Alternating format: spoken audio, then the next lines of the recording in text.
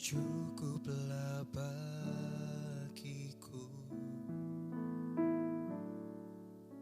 semua kebaikan-Mu,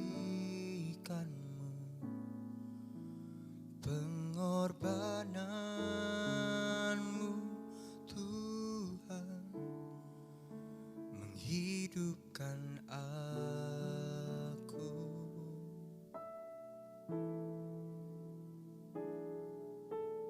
Tetapkan mataku tertuju padamu, tetapkan hatiku terus memandang padamu.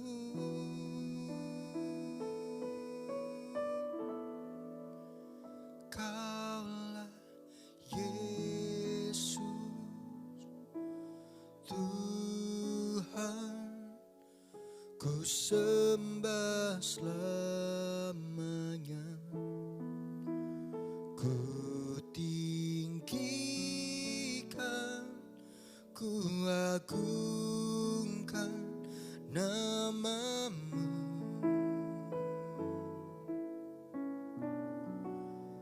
Kau bertata,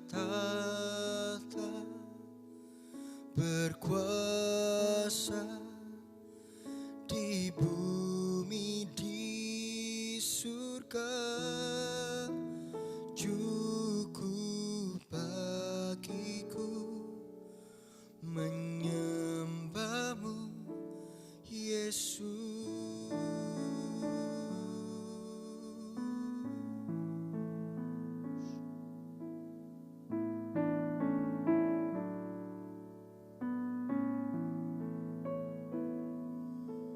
Cukuplah bagiku semua kebaikan-Mu, pengorbanan-Mu Tuhan, menghidupkan aku.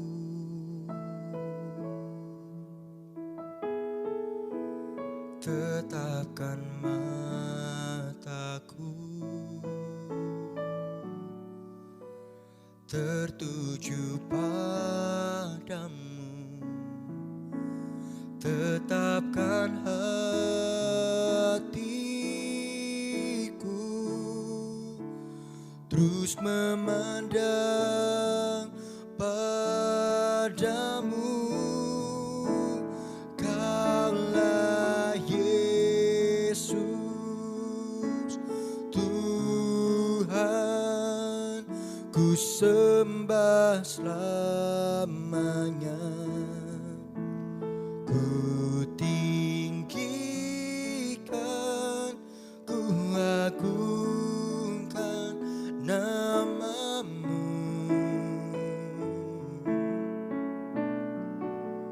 Kau bertata,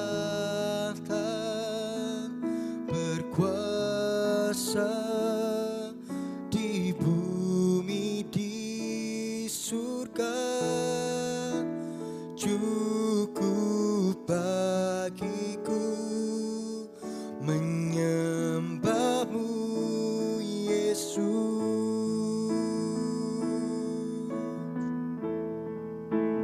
Kaulah Yesus Tuhan, ku sembah selamanya, ku tinggikan, ku agungkan nama-Mu.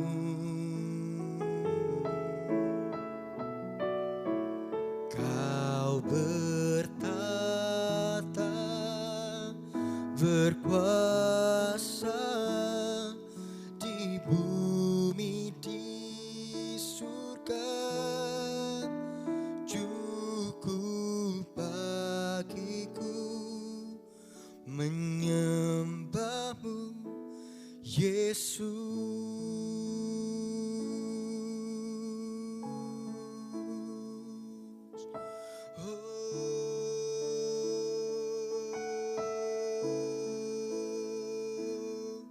Menyembahmu Tuhan, memujimu Bapa.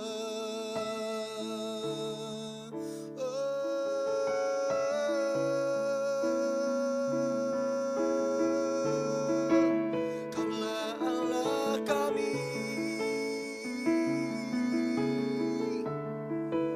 Kaulah Bapa kami.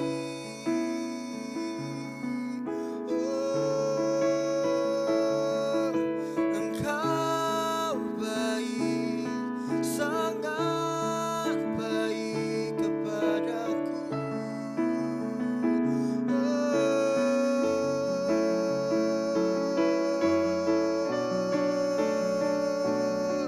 Kau segalanya, Kaulah Tuhan, Kaulah Bapakku, Kaulah Tuhan, Kaulah Allahku.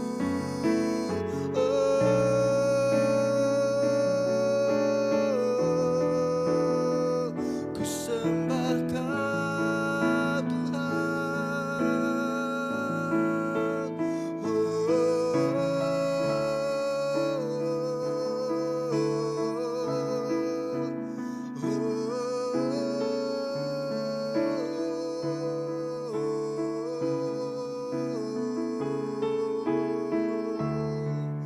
Tiada yang lain selain Kau, tiada yang lain.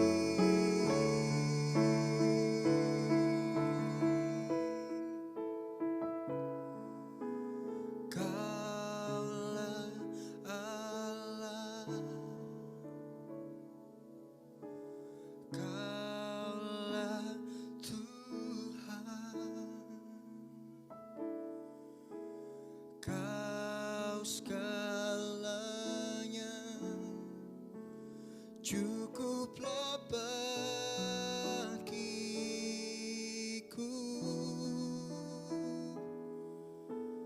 Yang termulia, Yesus Raja. Kau segalanya, cukuplah bagiku.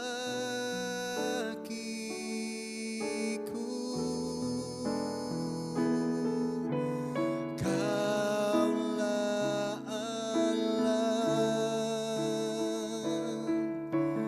Kaulah Tuhan, Kau segalanya, cukuplah bagiku.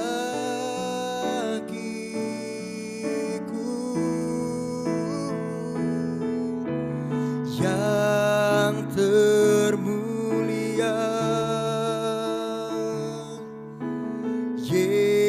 Yesus Raja.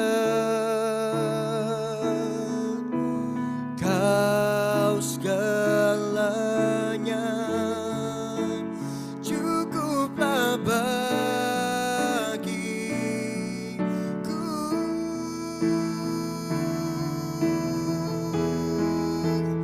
Kaulah Yesus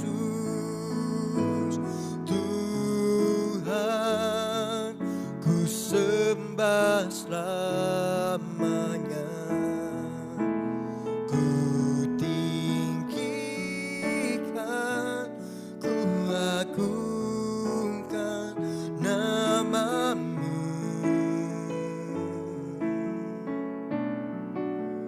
Kau bertata,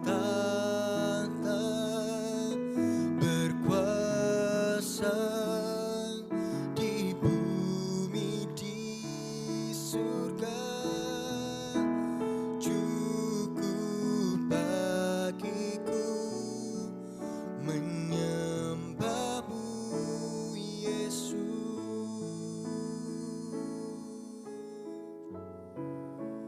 cukup bagiku menyembahmu, Yesus.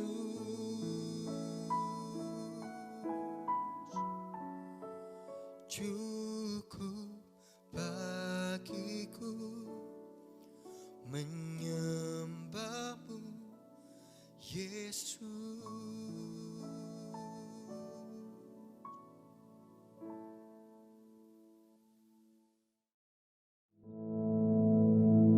Our Father, which art in heaven, hallowed be thy name. Thy kingdom come, thy will be done in earth as it is in heaven. Give us this day our daily bread, and forgive us our debts, as we forgive our debtors. And lead us not into temptation, but deliver us from evil. For thine is the kingdom, and the power, and the glory, forever. Amen.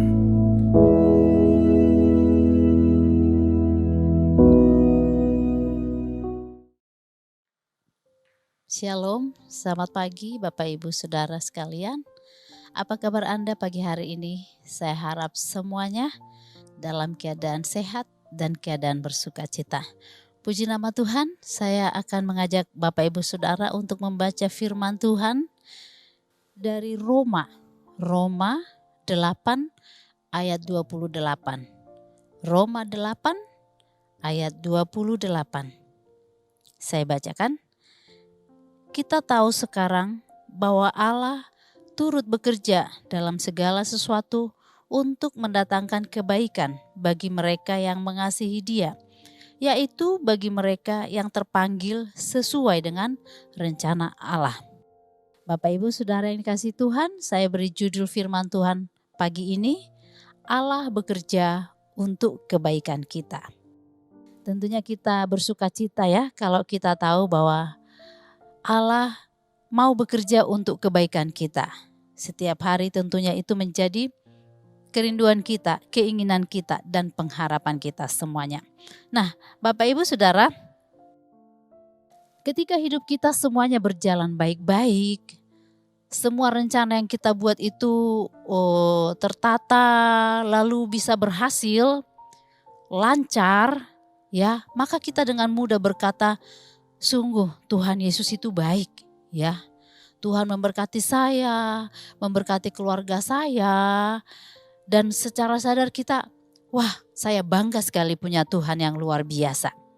Ya, jadi kalau semuanya baik-baik kita akan dengan bangga berkata Tuhan Yesus baik.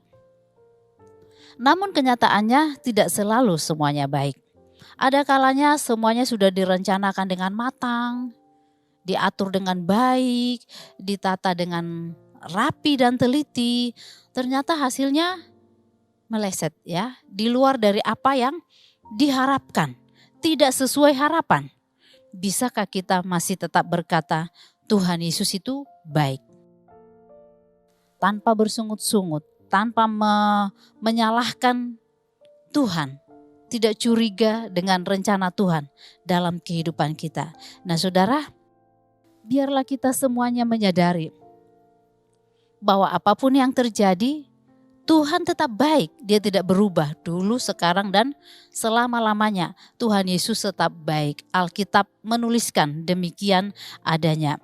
Dari ayat yang kita baca tadi, saudara, firman Tuhan ini menjelaskan kepada kita bahwa sebagai anak-anak Tuhan, kita memiliki janji yang luar biasa. Ya, janji itu adalah bahwa Allah bekerja untuk kebaikan kita semua.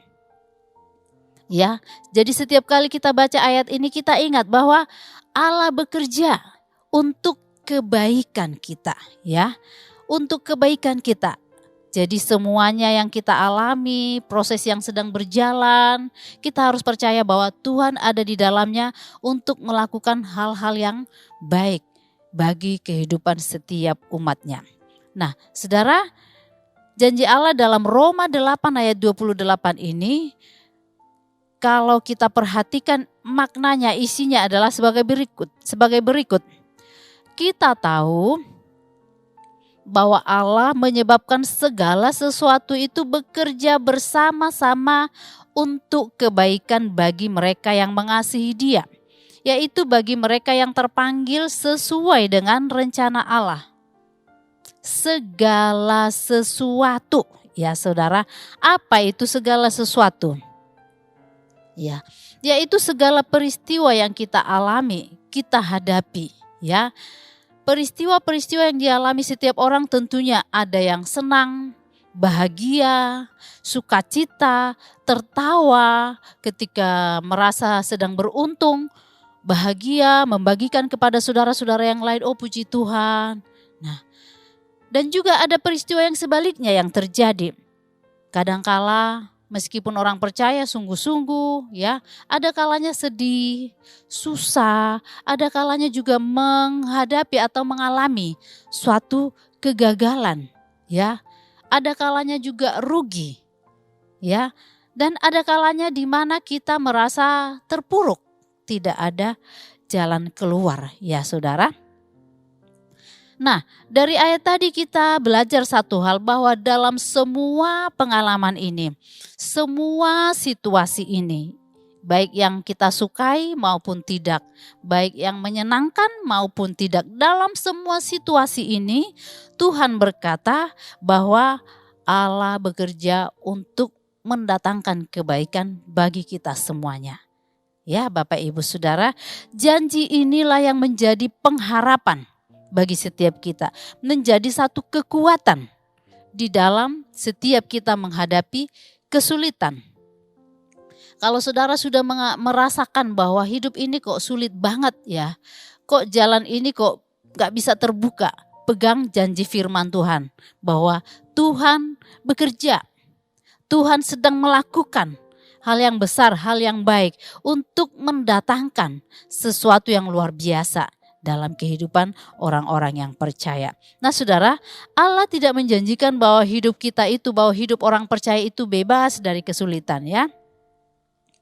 Tetapi yang Tuhan janjikan adalah bahwa Dia akan bekerja dalam segala situasi untuk kebaikan kita. Ya, kita bersyukur ya Bapak Ibu Saudara, ada Tuhan yang selalu nyata dalam hidup kita, bekerja ya. Secara kasat mata kita tidak lihat ya Tuhan ya, secara kasat mata. Tetapi secara spirit, secara roh kita tahu Tuhan selalu ada menyertai kita. Juga melalui firman Tuhan berkata bahwa Dia adalah Immanuel, Allah beserta kita. Dia ada saudara ketika kita bangun pagi, ketika kita bekerja, ketika kita dalam keadaan bersantai, ya melakukan banyak hal. Tuhan selalu ada. Ketika kita berpikir baik, ketika kita mungkin ada kalanya berpikir yang tidak baik ya saudara, Tuhan ada. Sebab itu, kalau saudara mengalami sesuatu tekanan yang mungkin saudara rasa terlalu berat, percayalah Tuhan ada dan Dia juga mau bekerja untuk kebaikan saudara hari ini dan seterusnya. Nah, Bapak Ibu yang dikasihi Tuhan, ada satu contoh di dalam Alkitab yang sangat menarik bagi kita, yang sangat terkenal saudara. Ada seorang tokoh di Alkitab yang luar biasa, namanya Daniel ya. Tokoh Daniel dalam Alkitab adalah seorang pribadi yang benar-benar begitu melekat dengan Tuhan, sangat dekat dengan Tuhan ya.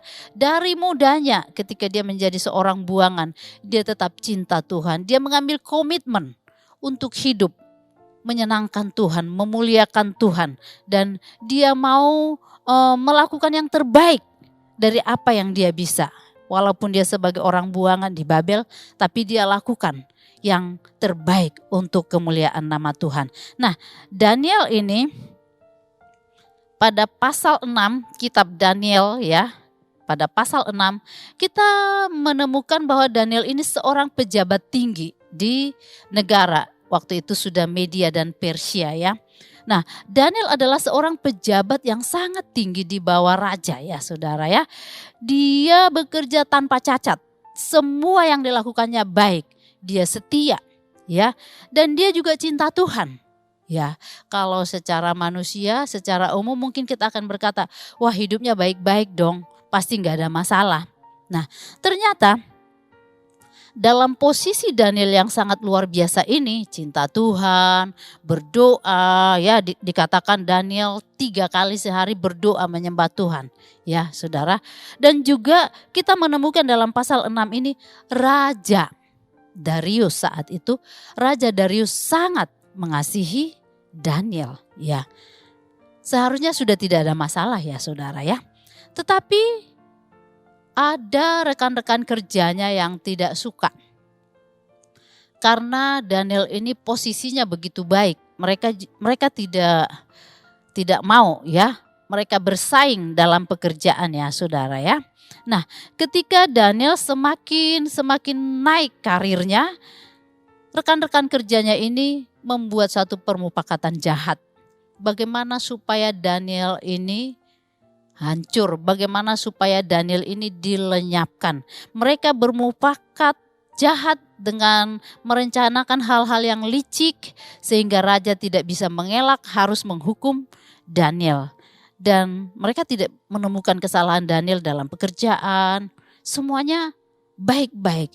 Akhirnya mereka tiba pada satu kesimpulan, Daniel ini hanya bisa dijatuhkan melalui peribadahannya. Karena dia sangat cinta Tuhannya. Maka lewat itu baru mereka bisa menjatuhkan. Sehingga mereka berkata kepada raja, oh raja buatlah peraturan. Siapapun tidak boleh berdoa kepada dewa lain. Tidak boleh menyampaikan permohonan kepada dewa lain. Kecuali kepada raja. Ya rajanya gak ada pikiran yang aneh-aneh saudara. Langsung setuju. Dibuat perundang-undangan harus seperti itu di seluruh kerajaannya. Lalu ditemukanlah bahwa Daniel tetap berdoa. Meski sudah ada peraturan itu, Daniel tetap berdoa. Karena memang itu kebiasaannya. Dan itu dilakukan dengan sukacita, dengan komitmen kepada Tuhan. Nah saudara, akhirnya teman-teman rekan-rekan kerjanya ini melaporkan bahwa Daniel tidak menghormati aturan yang dibuat raja. Kemudian dengan berbagai usaha raja ingin meloloskan Daniel supaya tidak dihukum. Tapi tetap saja musuh-musuh Daniel ini bersiteguh bahwa Daniel harus dihukum. Dan hukumannya adalah dimasukkan ke gua singa, dilemparkan ke gua singa. Saudara, ketika hukum itu dilaksanakan, raja tidak tega tapi dia harus melakukan apa yang telah dia perintahkan. Akhirnya Daniel dilempar ke dalam gua singa. Manusia biasa ya, Daniel seorang manusia biasa pasti takut saudara. Mereka kan tahu kalau singa itu diposisikan dalam keadaan lapar ya, memang itu berupa hukuman. Secara manusia pasti takut ya, siapa yang tidak takut untuk dicabik-cabik singa-singa yang lapar ya saudara ya. Namun kalau kita memperhatikan bahwa Daniel yang baik ini cinta Tuhan, bekerja dengan begitu bagus ya, dia dihukum, dia menjalankannya saja saudara. Ya pasti takut lah ya, tapi dalam rasa takut pun dia tetap jalani. Ketika dia dilempar, ya udah dijalani aja saudara ya. Bapak ibu saudara yang dikasihi Tuhan, tidak ada jalan keluar buat Daniel. Tidak ada jalan keluar sama sekali. Namun ketika dia dibuang ke dalam gua singa, yang menjadi jalan keluar bagi Daniel hanya Tuhan. Surga menjadi jalan keluar bagi dia. Ya saudara ya. Saat itu raja berdoa semalam-malaman, berpuasa supaya Daniel ini selamat. Dan ketika Daniel dibuang, raja berpesan, biarlah Tuhan yang kau sembah menyelamatkan engkau. Nah saudara, besok pagi-pagi rajanya datang, panggil, Daniel, apakah Tuhan yang kau sembah sudah menyelamatkan engkau? Daniel menyahut dari dalam gua singa dan berkata, ya raja, saya tidak berbuat salah, saya setia. Dan Tuhan mengutus malaikatnya untuk mengatupkan mulut singa-singa itu. Ya, sehingga mereka tidak memakan aku. Daniel 6 ayat 23. Daniel 6 ayat 23. Daniel bersaksi demikian saudara ya. Nah Daniel bersaksi bahwa yang membuat singa tidak memakan dia adalah Tuhan yang bertindak dengan menyuruh malaikatnya mengatupkan mulut singa tersebut. Nah saudara, berarti itu peristiwa itu sangat menakutkan ya.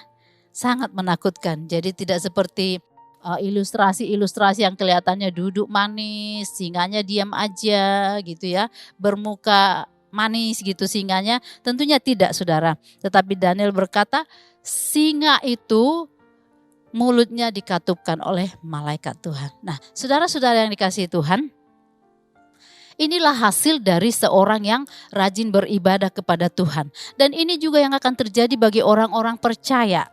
Dan kita tahu dalam semua itu, dalam situasi yang menegangkan itu, Tuhan pun bekerja untuk mendatangkan kebaikan. Kalau kita kembali ke kitab Daniel ini, kebaikan apa sih yang terjadi pada Daniel melalui kasus yang sangat menegangkan ini? Nah, saudara, berikutnya yang akhirnya dihukum adalah musuh Daniel, orang-orang yang memprovokasi raja untuk membuat aturan itu. Keluarganya ya dimasukkan ke gua singa itu. Dikatakan oleh Alkitab, mereka belum sampai di dasar gua itu, singa itu sudah meremukkan tulang-tulang mereka. Ya, baik pejabat itu, istrinya, anaknya dilempar semuanya ke dalam gua singa itu. Dan singa itu memakan mereka ya. Nah, saudara, musuhnya dihukum. Kemudian Raja Darius memuliakan Tuhan dengan luar biasa. Inilah hasil dari apa yang sedang terjadi dalam kehidupan Daniel. Raja Darius menyebarkan berita bahwa tidak ada yang boleh merendahkan, menghina Tuhannya Daniel. Semua orang harus menghormati Tuhan Daniel di semua kerajaan Media dan Persia. Itu adalah kerajaan yang sangat besar. Dan setelah itu kedudukan Daniel semakin kuat. Nah, saudara, orang-orang percaya juga demikian halnya. Meskipun saudara saat ini mungkin mengalami tekanan, masalah, sakit, percaya bahwa Tuhan bekerja untuk mendatangkan kebaikan. Kebaikan apa yang akan kudapatkan? Mengalami kesulitan, sakit. Ya, dari hal tersebut tentunya tidak, saudara. Tetapi kita percaya bahwa Tuhan sanggup menolong kita. Tuhan sanggup mengubahkan yang buruk ini menjadi lebih baik lagi, saudara ya. Nah, Allah bekerja bagi siapa? Tentunya bagi orang yang mengasihi Dia. Siapa itu yang mengasihi Tuhan? Yaitu saudara-saudara yang dengan setia berdoa, beribadah ya, mengikuti doa pagi tentunya ya. Tuhan bekerja bagi saudara. Ya, percaya itu kalau Daniel luput dari masalah yang sangat besar, kita juga diluputkan oleh Tuhan karena kebaikannya. Nah, saudara, ayat yang terakhir saya bawa saudara untuk mengajak membaca Yeremia 29 ayat 11. Saya bacakan buat saudara. Yeremia 29 ayat 11, ayat yang sangat terkenal.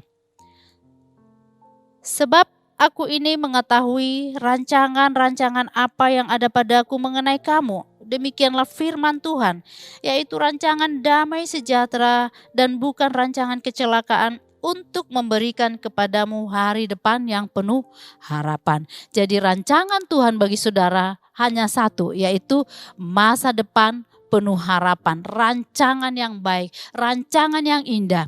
Itu saja rancangan Tuhan bagi setiap orang percaya. Sebab itu saudara, biar saudara dikuatkan sepanjang waktu. Apapun yang saudara alami, saudara hadapi, tetap percaya Tuhan ada di hidup saudara, membela saudara, membukakan jalan bagi saudara. Jangan merasa putus asa, jangan merasa sendirian ya, sebab ada Yesus yang menyertai saudara, yang beri jalan keluar, beri pertolongan tepat pada waktunya. Dia tidak pernah terlambat. Ya, puji nama Tuhan. Bapak Ibu Saudara yang terkasih, serahkan hidup kepada Tuhan, biarkan Allah bekerja dalam hidup kita untuk membawa kebaikan. Mari kita berdoa. Kami mengucap syukur Tuhan Yesus karena Tuhan sangat mengasihi kami. Mari Engkau memberkati iman percaya kami supaya kami terus berpaut kepada Tuhan dan percaya bahwa janji Tuhan pasti digenapi dalam hidup kami. Bahwa mujizat Tuhan pasti terjadi dalam hidup kami. Ada jalan keluar yang terbaik yang Tuhan berikan bagi kami. Terima kasih Roh Kudus, biarlah Engkau menguasai hati pikiran kami sepanjang hari ini. Apapun yang kami kerjakan Tuhan buat berhasil. Keluarga kami semuanya diberkati dalam nama Yesus. Kami mengucap syukur kami akan menjalani hari ini di dalam pimpinan Tuhan Yesus. Haleluya. Amin.